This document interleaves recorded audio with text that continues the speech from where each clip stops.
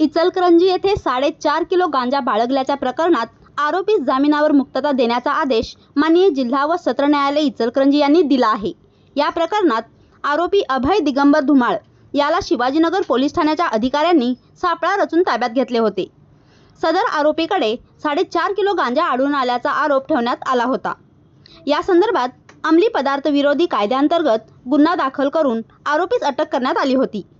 त्यानंतर आरोपीच्या वतीने ॲडव्होकेट शहानवाज राज डी पटेल इचलकरंजी यांनी माननीय जिल्हा व सत्र न्यायालयात जामिनासाठी अर्ज दाखल केला होता। सदर प्रकरणाच्या सुनावणी दरम्यान ॲडव्होकेट शहानवाज राज डी पटेल यांनी न्यायालयासमोर मांडले की आरोपीकडे संबंधित पदार्थाचे कॉन्शियस पोजेशन सिद्ध होत नाही, तसेच जप्त करण्यात आलेला पदार्थ गांजा असल्याचे प्रथमदर्शनी ठोस पुरावे उपलब्ध नाहीत। याशिवाय तपासाची तांत्रिक प्रक्रिया पूर्ण झाली असून जप्त केलेल्या पदार्थाचे प्रमाण हे व्यावसायिक कमर्शियल श्रेणीत मोडत नाही, असा युक्तिवाद त्यांनी केला। या युक्तिवादास पाठिंबा देण्यासाठी माननीय उच्च न्यायालय व माननीय सर्वोच्च न्यायालयातील न्यायनिवाडेही न्यायालयासमोर सादर करण्यात आले।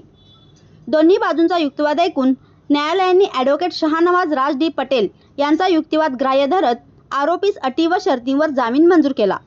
या प्रकरणात ॲडव्होकेट शहानवाज राज डी पटेल यांना ॲडव्होकेट सिकंदर मनेर यांनी सहकार्य केले।